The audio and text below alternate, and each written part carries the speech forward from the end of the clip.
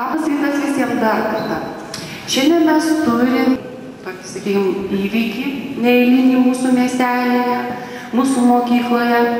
Turime garbingą svečią, turime kamerinės muzikos solistę mezzo-sopranę Juditą Leitaitę, kuri yra tikrai garsi visame pasaulyje. Galų gale jinai dalyvavo įvairiuose renginiuose ir gal jūs matėte per televiziją. Praves mums netradicinę muzikos pamoką. Ir aš manau, kad šitas koncertas bus tikrai vaikai jums neeilinis, nes kartais kamerinės muzikos mums ir trūksta. Visi mėgstame labai šiuolaikinę muziką ir kartais net neįsivaizduojate, kaip tai yra labai gražu. Na, o kadangi jos mielai sutiko dainuoti mūsų bažnyčioje, tai akustika bažnyčioje tikrai bus labai įspūdinga ir aš manau, kad paliks jums labai gerą įspūdį. Taip pat dainininkė atvežė ir keletą kompaktinių diskų ir jeigu jums patiks jos dainavimas, mielai siūlyčiau juos įsigyti. Ir kurie norės įsigyti, taip, su autografu, ir kurie norės įsigyti, tuomet ateisite asmeniškai pas mane ir aš jums juos įteiksiu. Ačiū. O dabar perleisiu žodį mūsų dainininkei Juditai Leitaitei. Taigi, paplokime.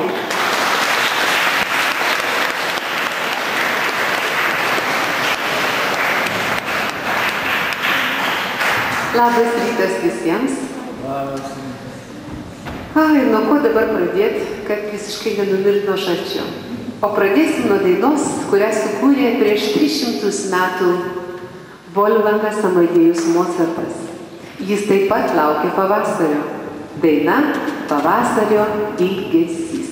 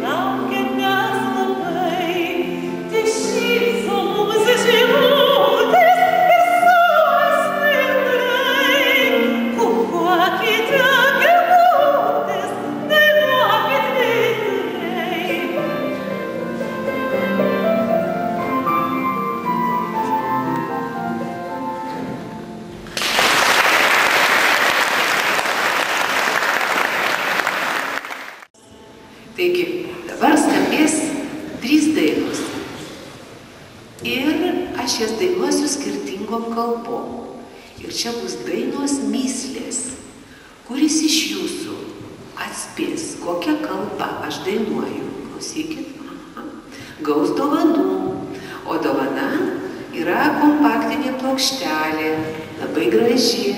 Ir aš ją pasirašysiu, tą kompaktinę plokštelę, kuris vaikas, mokinys atspės, suaugusiai nedalyvaus, nes iškart viską atspės. Čia tik tai vaiką. Taip. Taigi, dabar. O kas neatspės, galės nusipirkti kompaktinę plokštelę irgi su mano parašu. Tai dabar labai atidžiai klausom.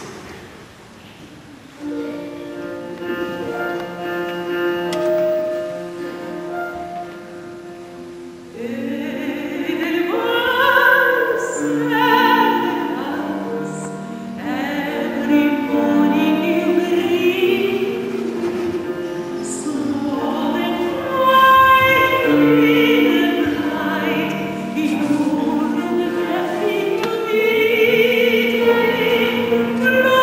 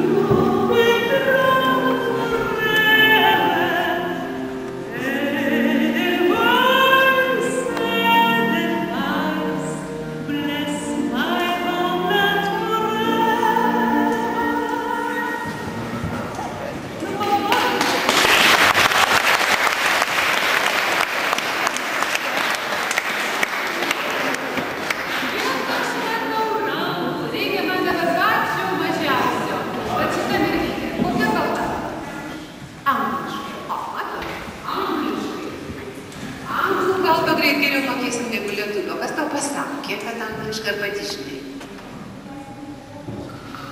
O, jinai pasakė, mes mokinamės anglų kalbos. Kaip gražu. O čia buvo daina, Richardo Rodžerso daina, iš garsaus kino filmo Muzikos garsai. Daina vadinosi Edelweisas. O Edelweisas yra gėlė, kuri augo aukštai, aukštai kalnuose. Žinot tokią gėlę, ne? Balta maža gėlytė. Ir dabar aš jums pasakysiu taip, mergaitės, jeigu ateis prie jūsų, nu vis tiek jau dabar turit kokių tai berniukų, ar ne, kurie sako, kad myli, ar ne, tai jūs jiems taip pasakykit. Sakykit, atnešk man Edelweisą, va. Tada patikėsiu. Už tai, kad Edelweiso nenusipirksi kioske, o reikia aukštai kopti į kalnus ir jį nuskinti yra labai sunku. Tai berniukai turėkit omeny, o mergaitė sakykit, man reikia Edelweiso, kitaip aš nekalbėsiu. O, gerai? O taip.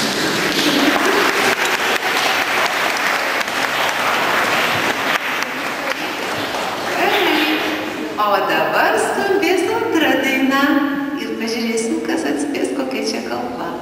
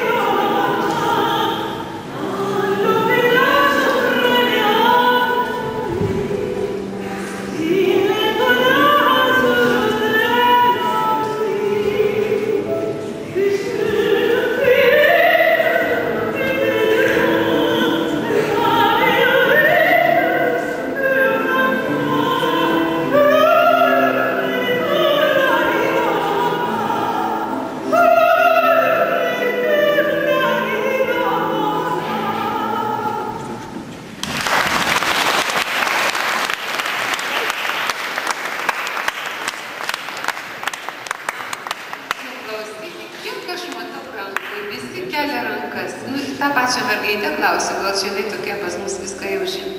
Ne rusų, ne. Prancūzų, taip. Nu, gerai, nebijokit, nebijokit, aš matau. Dabar skambės tokia daina. Dabar skambės daina, kurios, žinokit, niekas niekada neatspėja. Ir čia jau gali ir didelį dalyvauti šitam konkurse. Tik tai paskui, kai aš pasakau raktą, kaip tą dainą atspėti, tada atspėja. Tai dabar jau labai klausykit ir visi didelį. Tai va. Na, tai va.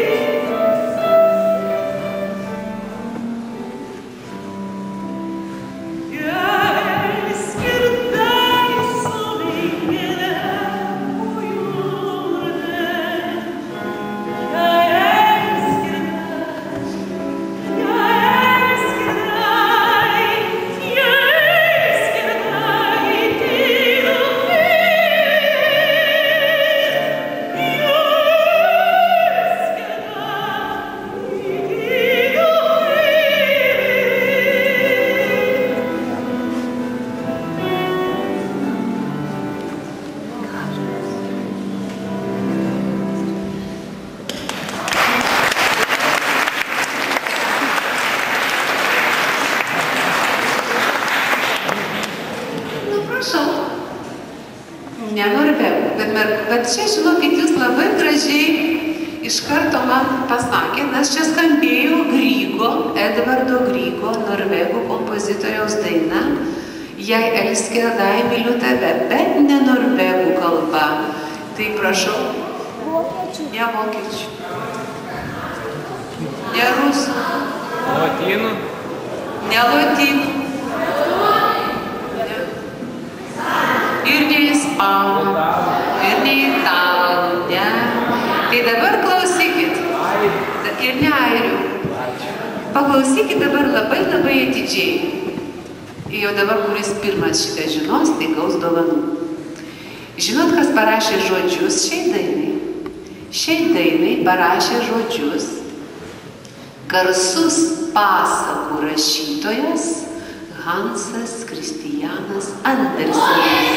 Ne, kokios tautybės? Andersenas? Negirdžiu. Ne anglų. Ne švedų. Po vieną kalbėkit. Ne. Kokios tautybės Hansas Kristianas Andersenas, kurio undinėlė sėdi? Ne anglų. Ateikit čia.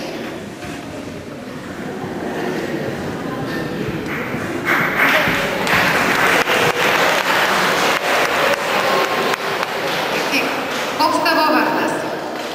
Martynai. Aš žinau, kad tau pasakė tėtė, nežinau, kas ten pasakė. Mačiau.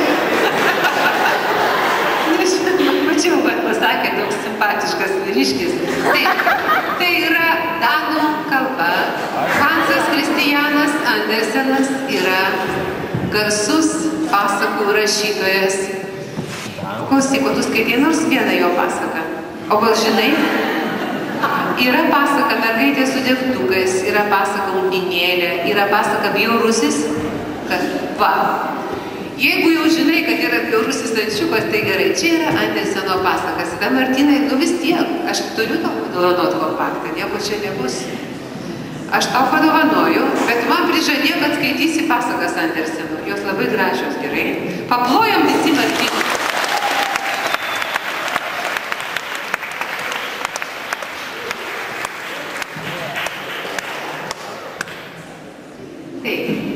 Dabar su mumis yra atvažiavusi puikiai pianistė, kuri groja garsiems Lietuvos ir užsienio atlikėjams.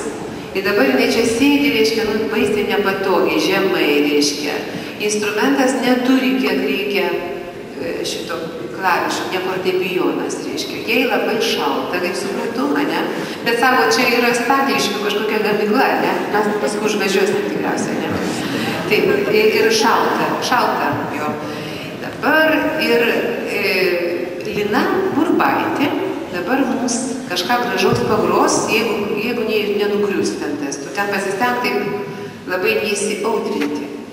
Ateik pasakyk žmonėm kažką gero, pasirodė, kaip atrodė, žiūrėk, kokia gražu.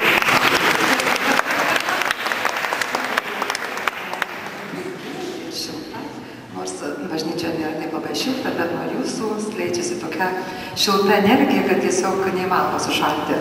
Todėl aš norėčiau, pratęsiant mūsų koncertinę programą, pagroti jums jau užduotos mįslės kompozitorius Edvardo Grygo kitą kūrinį, Veidytos, kurį atliksiu solo ir tai vadinasi Norvegų liaudies daina.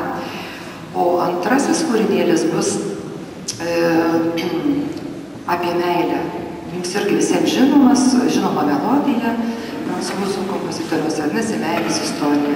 O kadangi mums buvo leista, kadangi meilė neatsiejama nuo gyvybės, gyvasties, todėl aš jums ją ir sugrosiu. Taigi, pirmasis kūrinys bus Edvardo Grygo. Gal man po to pasakysite, čia daugiau moksleiviams, kaip skambėjo, reiškia, apie abu kūriniai. Tai yra ar linksmiau, ar liūdniau, ar svajingai. Man labai įdomu, ką jūs mokotės muzikos pamokose.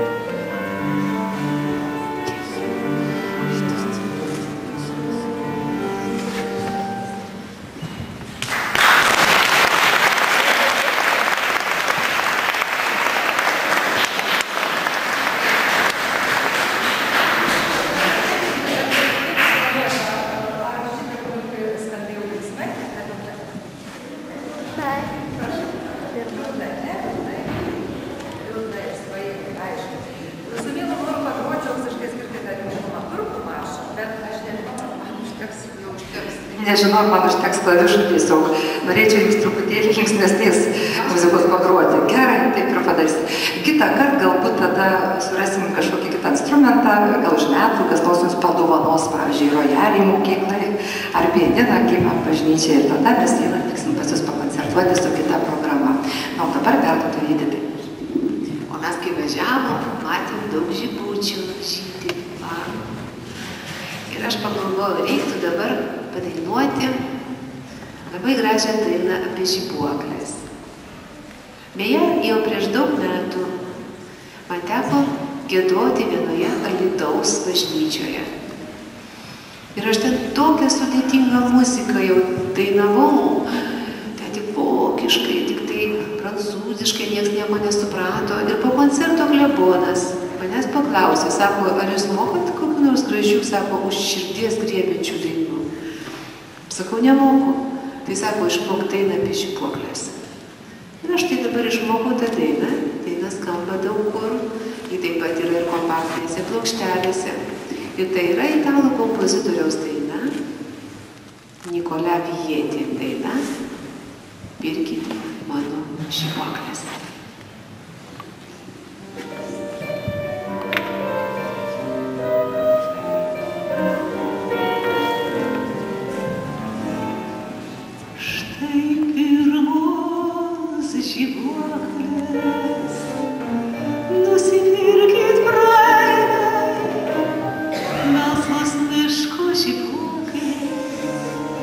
Ach, kaip kvepia jos kailiai, jų žiedeliai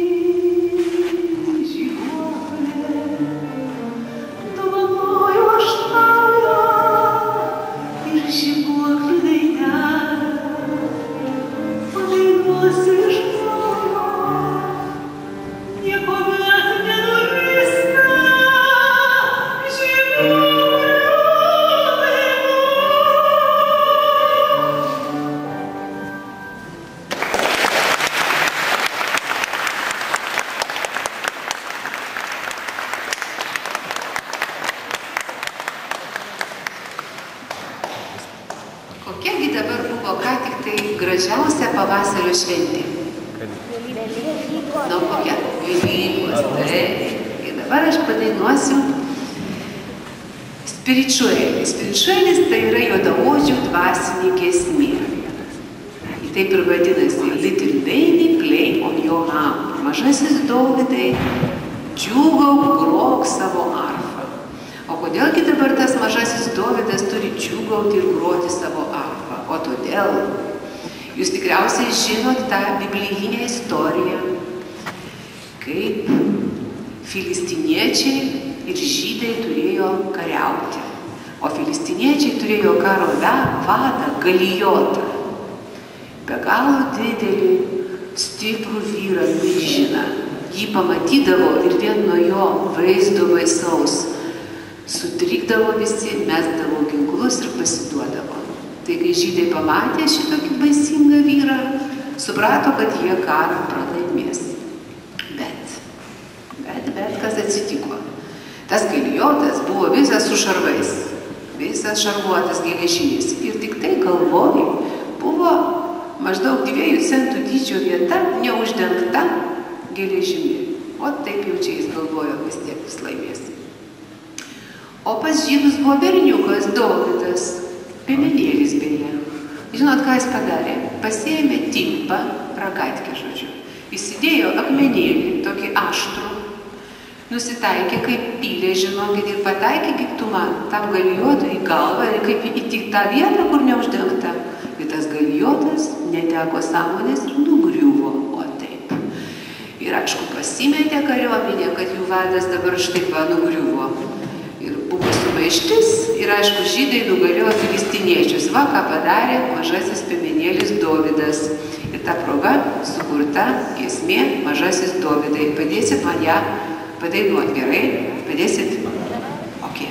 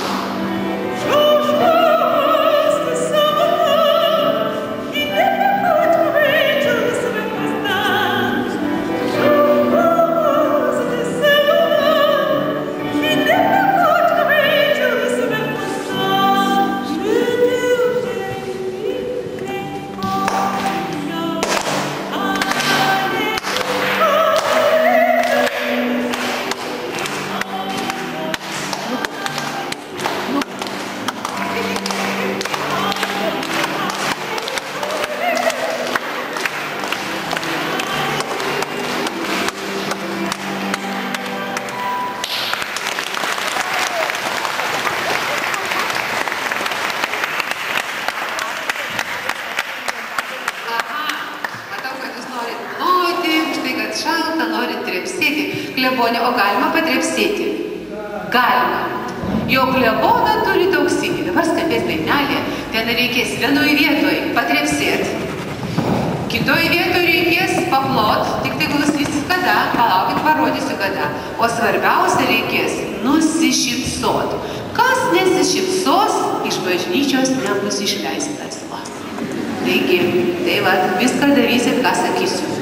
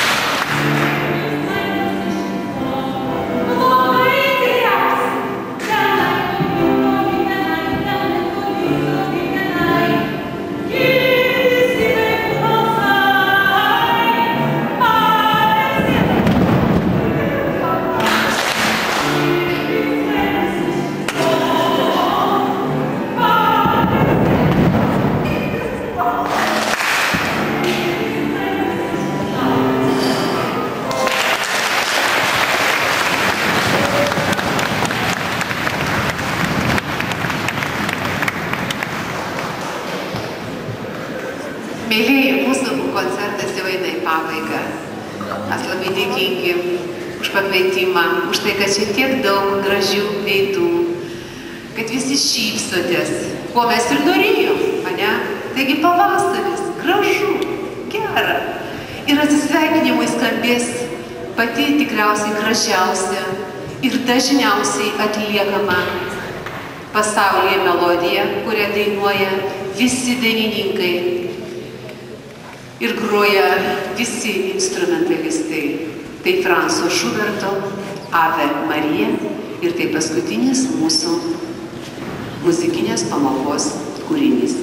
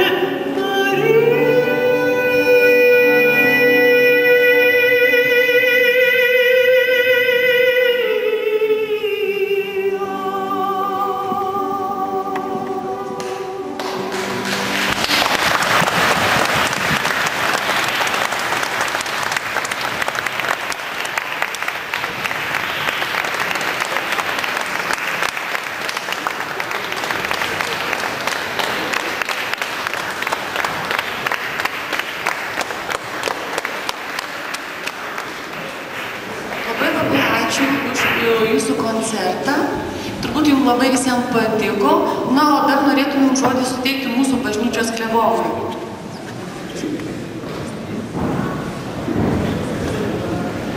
Kalbų per daug negalima, jeigu girdime tokius gražus balsus ir tokius gražus žodžius. Klausė mane, ar galima bažnyčioje užgiedoti, padainuoti apie meilę.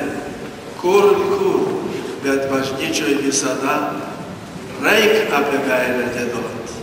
Aš mokinu apie meilę, taip kad nebijokite apie meilę, nei kalbėti, nei dainuoti. Dėkoju jums širdingai, žmonės. Dėkoju.